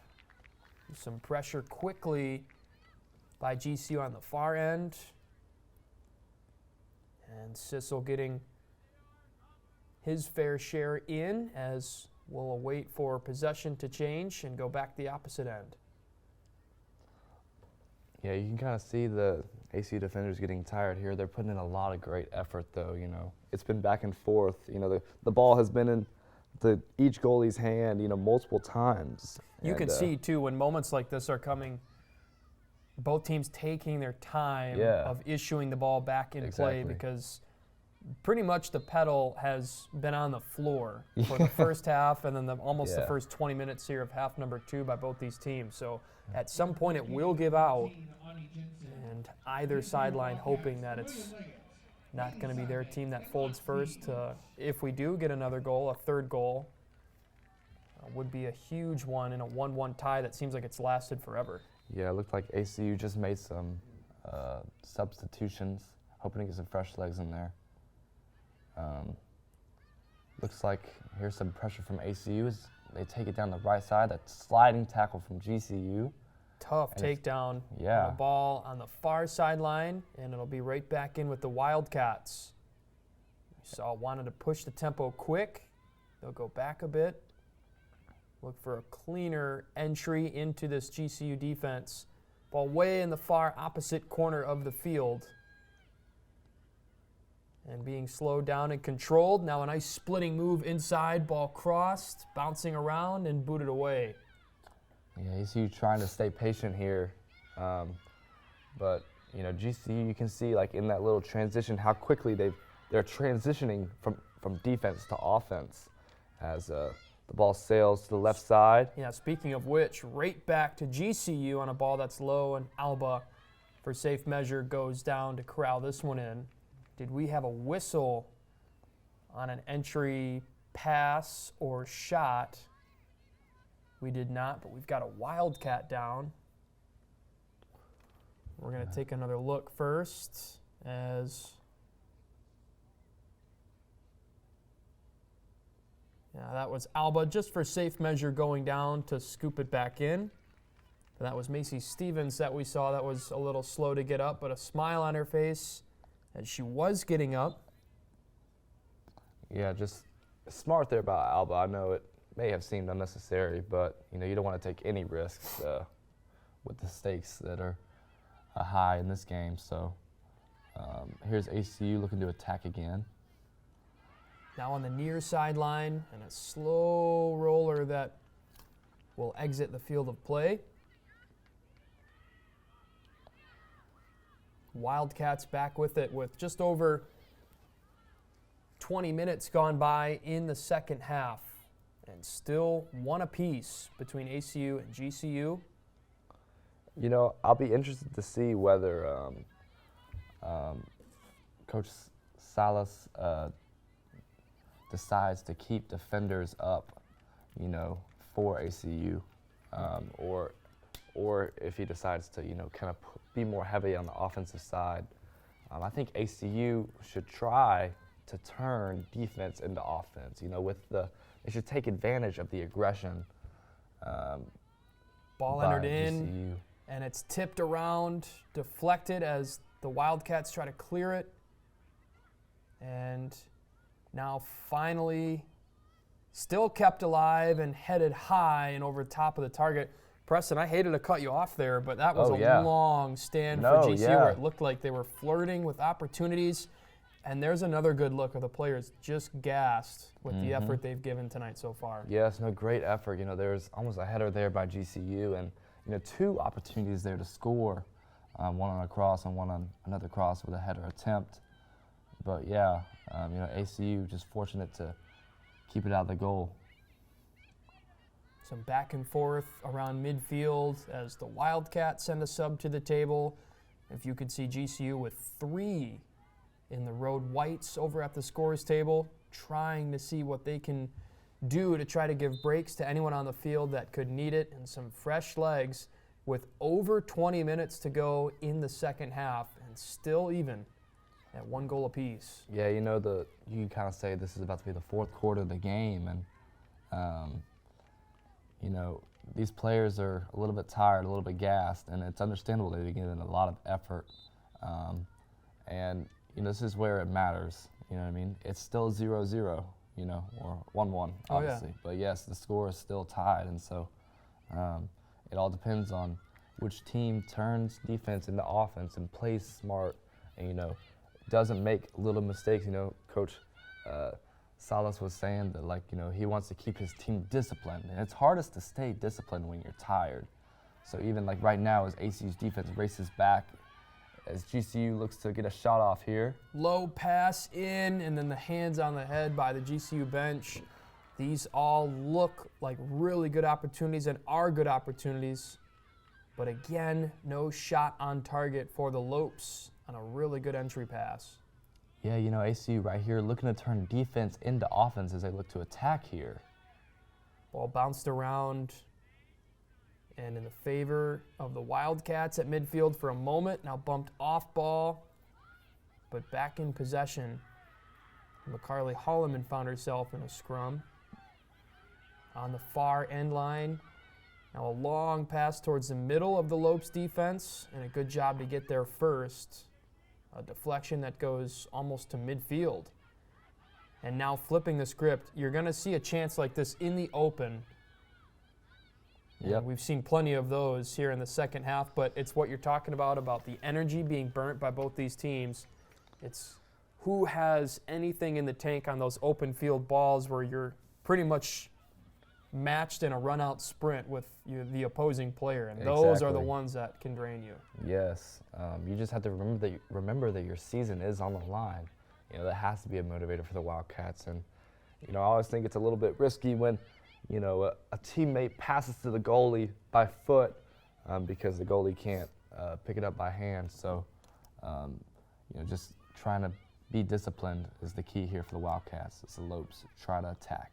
A pass that looked like was going to boot it away, and then there's kind of what you were just saying right there, Preston, was a chance for Georgia Gunther to play it, but she elects for the goal kick and allow Alba to slow things down here and take her time with just over 20 minutes remaining. Second half, 1-1 between GCU and Abilene Christian. Standings in this one so important with Cal Baptist in a tight match all of a sudden against Tarleton, 2-1 on the road. The Texans with a tie. It would be the 4th tie that Cal Baptist has had. They haven't lost in the conference this year. Just 1 loss overall this season, but 6 ties for Cal Baptist between the non-conference and WAC play. But then right beneath them, there lies Grand Canyon at 4-1-2 in the WAC. 10-4-3 overall. The only team in the conference with double-digit wins on the season overall. Yeah, Coach Salas was very happy with his team at halftime, and he always also said in his interview today that he thinks that his team could go toe-to-toe with anyone in the conference. ACU kind of, past few years, they got their first conference win this year.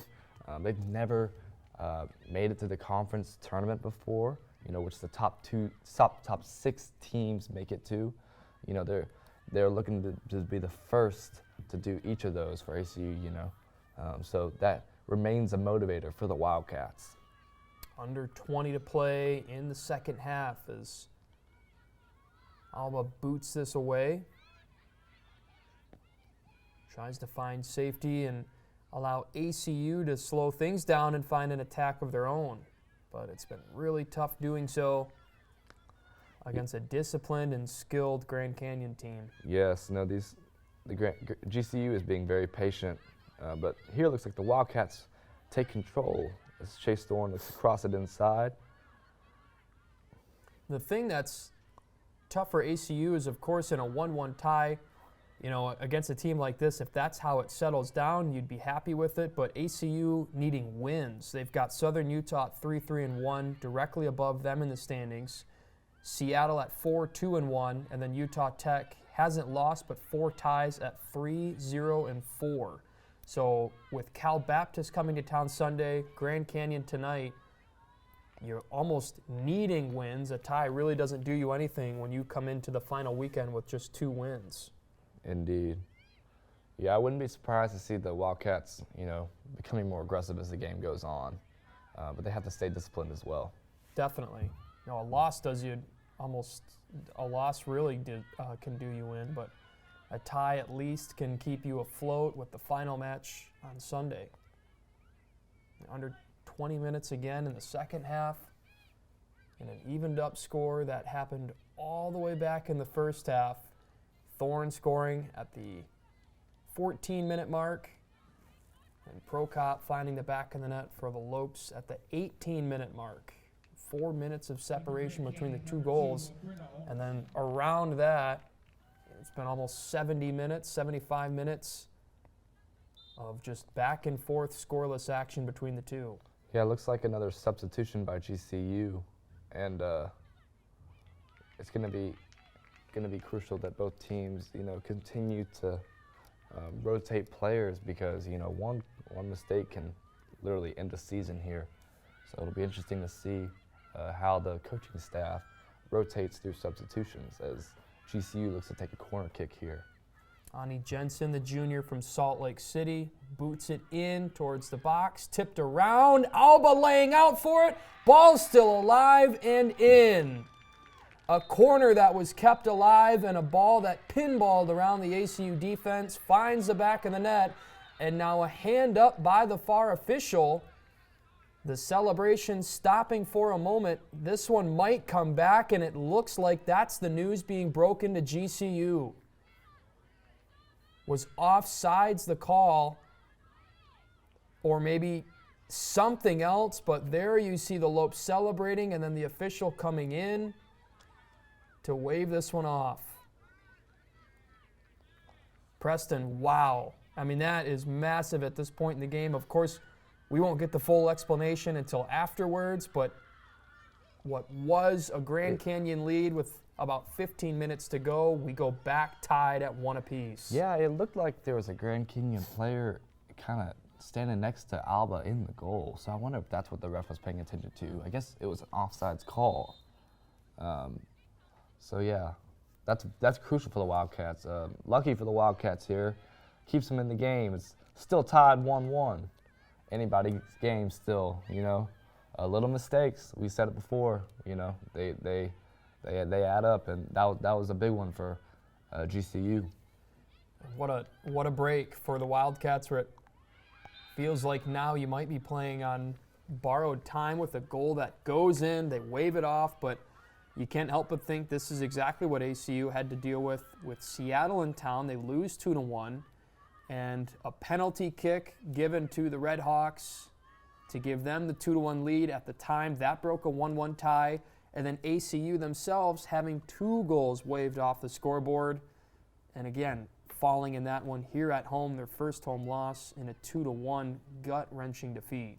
This ball leveled in and headed the opposite way by GCU and still kept alive. A ball that was destined to leave the box at the last second, headed by a Lopes member, and then now the ball finally taking big bounces past midfield and going all the way back to Jackson. Just over 15 minutes in what's been an awesome match between GCU and Abilene Christian. Yeah, you know, GCU staying patient here. Looking to take control. The Wildcats look to push. Here's Chase Thorne on the left side. Physical bump speed. off ball, and then Yep. now finding Thorne as she stops to change directions. Entry pass was deflected nicely. And now the Lopes with an opportunity to send it the other way. Looking for advantages in space. A beautiful pass upfield, and now here come the Lopes, but a good pocket pick by ACU defensively. That was a great steal there by Hannah Martin. Just giving an ACU another chance to score here. It looks like neutral contact, both go down, and a ball that soars out of the field of play. And now some fresh subs here coming in, Preston. Exactly, yes. Those substitutions are going to keep rolling, and, that was a great steal by Martin.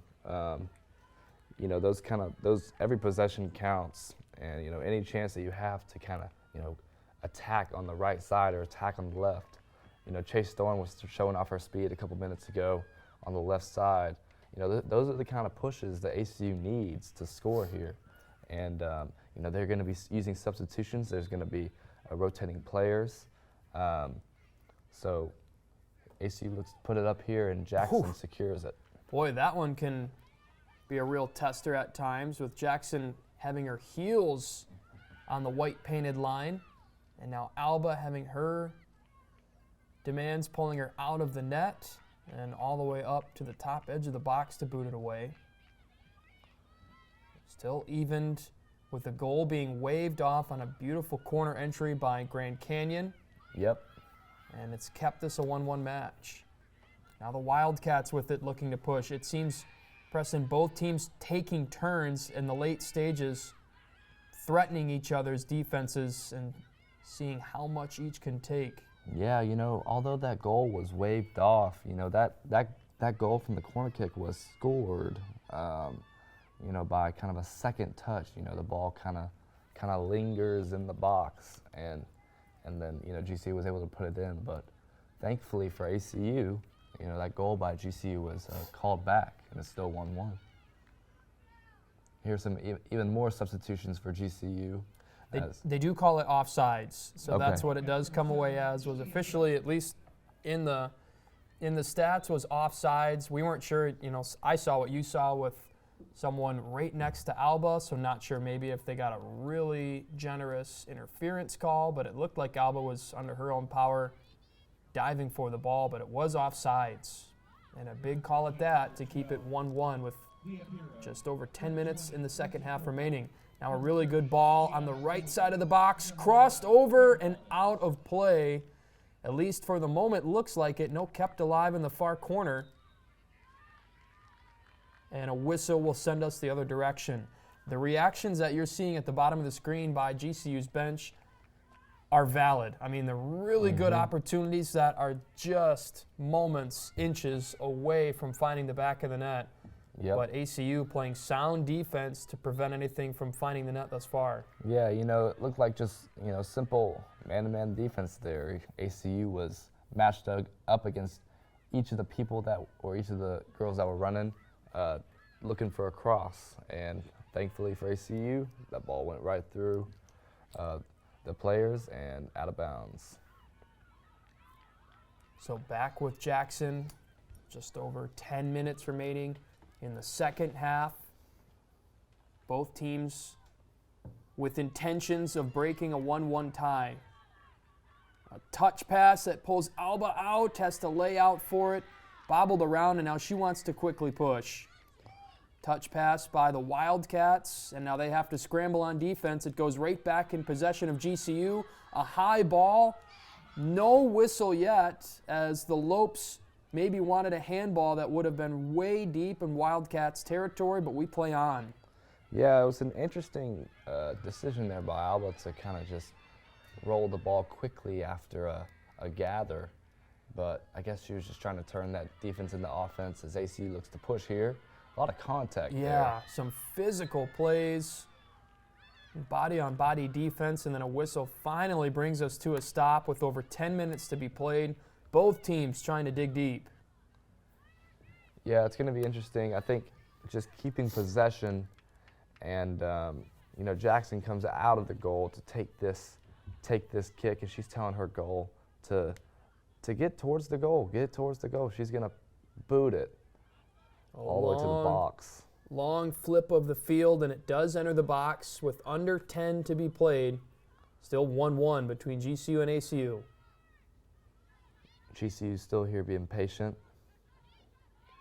Ball tipped and with the lope still, but the Wildcats pushing the defense all the way back out of the zone.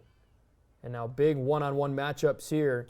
Making space, Prokop to the top of the box with a pass that enters, still alive. A bouncing ball deflected, still loose as Thorne gets a boot on it. A spin has it bounce away from danger, and now a full clear past midfield by ACU. Yeah, that was a good move there by Lindsay Prokop as she just kind of looked to make a move and get towards the center. Although that didn't amount to a goal, that was still a great move by Prokop. Now again, the Lopes with it, circling over top the ACU defense. How many times has they've had their number called in tonight's match? That one chipped out of the box, but a backwards bounce keeps it in play for ACU. Was that tipped? It was. So this will be a goal kick for Alba with just over 8 minutes to be played in the second half. Yeah, the GCU player there was looking for a foul in the box, and when you're in the box late in the game, it's crucial that you remain disciplined because, one foul can lead to a free kick, and that would be a painful way to end the game. So Alba looks to kick it away here for the Wildcats. Look to get another offensive possession. Long boot, shy of midfield as it's brought down. And then a whistle stops play as it looks like someone was shaken up with an injury there. That's going to bring us to a stop. And that's tough as it's a lope down. That's Leah Pirro, who has been phenomenal for Grand Canyon this season in the assist department. She has played and started in every match. And this is really tough for Grand Canyon here to be having to deal with this. A down lope is Leah Pirro. Yeah, you play a long game, and it's little injuries, little nicks and kicks can kind of feel worse when your body is fatigued. So I bet she's feeling very fatigued as well. I hope she's okay. This is a great chance for both teams to slow things down here inside the final 10 minutes to be played, and Pirro there does look like she's getting attended to, but still a little bit slow to get back up on her own 2 feet. So we'll go ahead and step aside quickly from Elmer Gray Stadium. We are in the heat of the second half. A quick break, and we'll be back after this to wrap up the second half on ESPN+.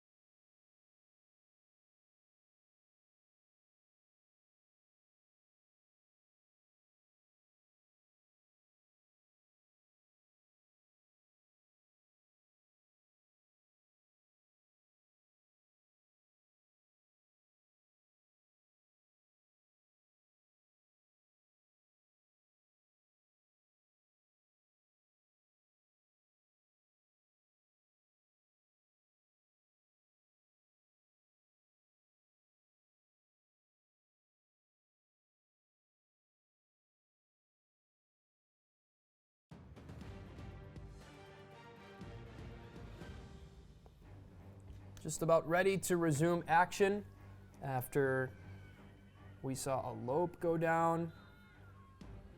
And so deep in the second half, and away we go. Resuming play in a 1-1 knotted up contest between Abilene Christian and Grand Canyon. And it's the Lopes on the attack out of the break. Yeah, just ACU's doing a great job just keeping discipline on defense. You know, these are the moments that you practice for in the summer. These are the reasons you condition all year long. You know, there are going to be some sprints and transitions that determine who wins this game. So it's going to be about which team just has the fight and has the perseverance to win this game. And so Leah Pirro does check out. Carly Waller takes her place for Grand Canyon. It's the reason we kicked it to an injury break from Elmer Gray Stadium. And so definitely hope that Leah Pirro can relax and feel better before the end of this match, with Grand Canyon having hopes for postseason play in the WAC tournament knocking on the door for everyone in the conference and coming up quickly. So whistle gives it back to ACU with over 7 to play.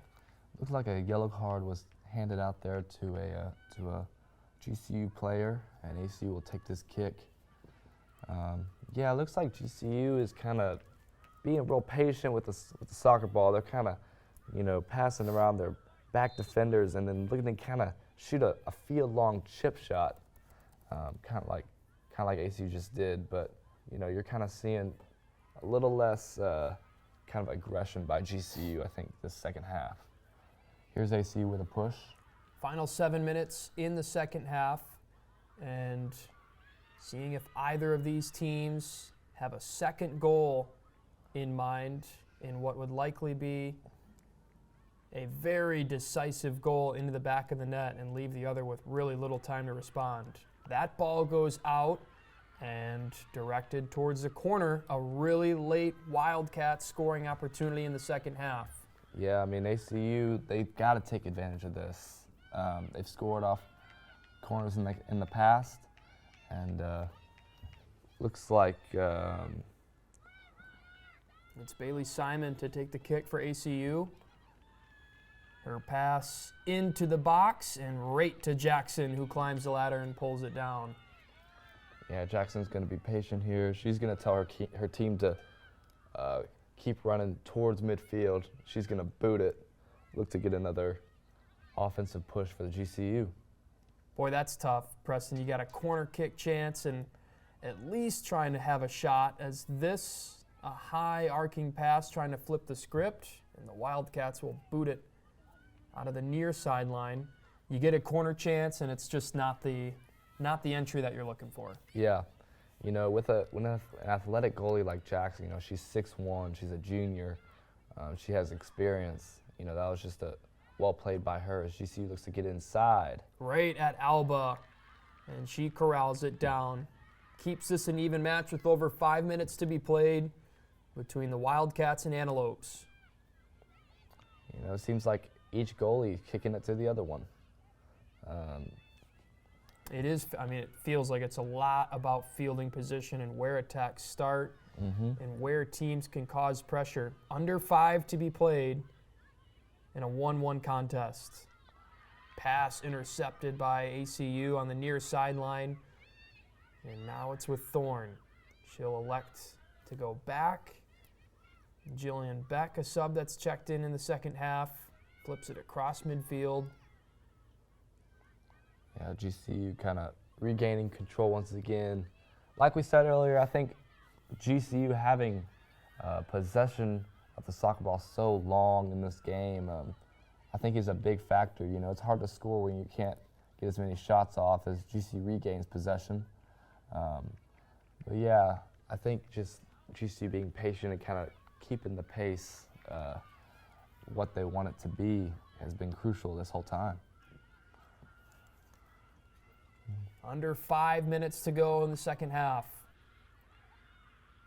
A wire-to-wire contest between these two. Of course, in a 1-1 game, someone had to hold the lead tonight at some point, and it was ACU for no more than 5 minutes on an entry pass that's tipped around. Simon with it, and a low bouncing ball on the far sideline. Ran off by GCU, and it will belong to the Lopes. Yeah, I guess the referee thought that was a little bit too much contact by ACU, and GCU takes up the left side. They'll quickly get back in action.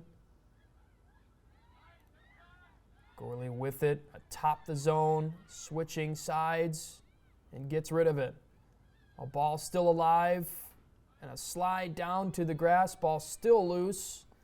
On the far corner of the box, Gorley calling for it, the header off the post, still alive.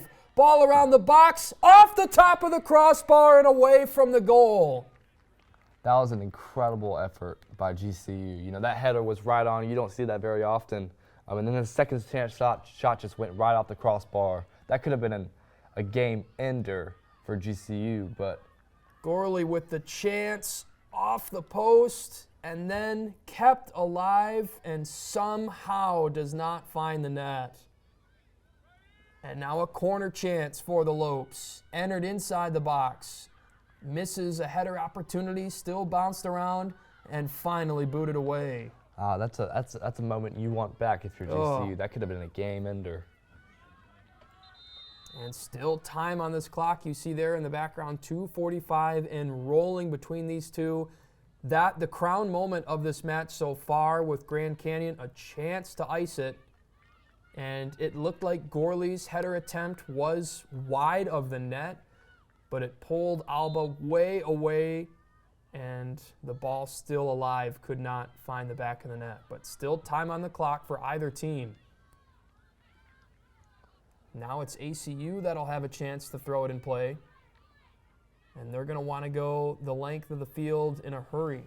Yeah, clock is winding down here. We'll see if the ref gives any extra time, but time is winding down, and we're going to see how ACU attacks. I'm sure they're going to get more aggressive. But GCU steals it back.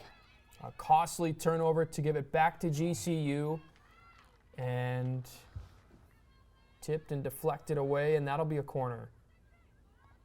So with about a minute and a half to be played, the Lopes setting themselves up for yet another scoring chance. Yeah, these corner kicks can be dangerous, so ACU has to focus right here. Loetta with a ball that was at the top of the box and now rolling way away from the zone. Kept alive by GCU. Just over a minute to be played on a ball deflected around. And now falling towards the Wildcats as they can flip the field quickly. Fantastic Touch speed. pass, contact, and that'll stop play for the moment. And a yellow card drawn with under a minute to go. And that'll set up the Wildcats with a set play here nicely. That was a great effort by Peyton Hill there on the run, showing off her speed. You know, giving the Wildcats, taking the contact and giving the Wildcats another chance to score here as the clock winds down. Looks like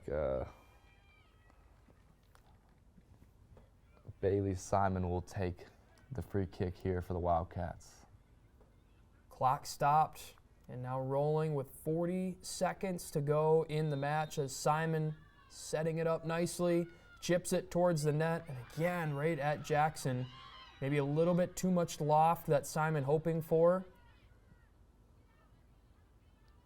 But now quickly in the final stages, both teams pressed in with scoring chances. Yep. And at this point, with time still on the clock, no one coming away with anything. A whiff of the kick, Gorley now with it. And likely the final chance on offense for GCU. She'll dump it back, crossed into the middle of the box, headed in the air, kept alive. Contact, still loose. Chris Sissel wanting a call. Ball still alive with no whistle. Still alive inside the box, kept alive. A touch pass, and Alba comes up with a diving scoop. She flips it away to the far sideline. Wildcats with it. It crosses midfield.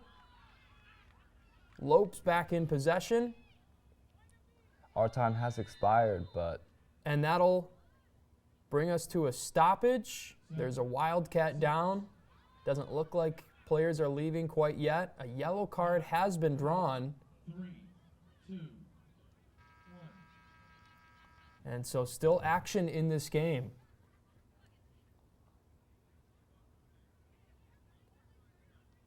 It'll be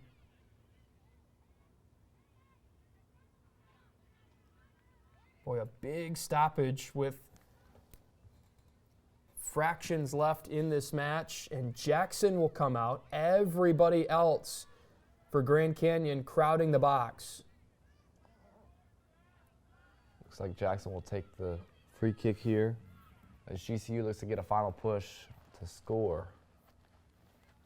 And with Jackson out to take this, it looks like the final chance for the Lopes. A long boot towards the box. Headed and then booted in the air, back in towards the zone.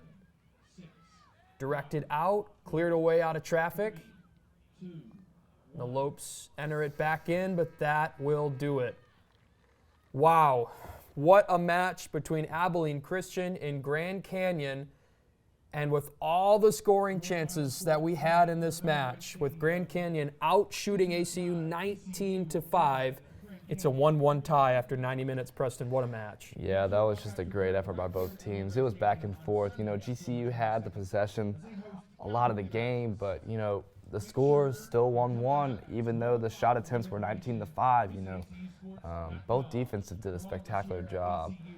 Jackson, Alba, just every goalkeeper did a spectacular job. Lily Ross, they all did great. And, you know, ACU wanted to come out with a win here, but, you know, it is what it is, and a tie is what they got. So just a great effort by ACU and a great effort by GCU. And I hope to see great things for both of these teams in the future. Abilene Christian with their first tie in conference play. They move to 2-5-1. Grand Canyon with their third, they'll slide to 4-1-3. That'll do it for tonight's action. ACU women's soccer back at it October 22nd for the regular season finale at noon. First Responders Day against California Baptist. Again, that one starting at 12. But that'll do it for us for tonight from Abilene, Texas. For Preston Thompson and Daisy Strine on the sideline, our entire ACU TV crew, Chris Jared, feeding you that final ACU-GCU, a 1-1 tie after 90 tonight. Have a great rest of your night, and we will talk to you this upcoming Sunday.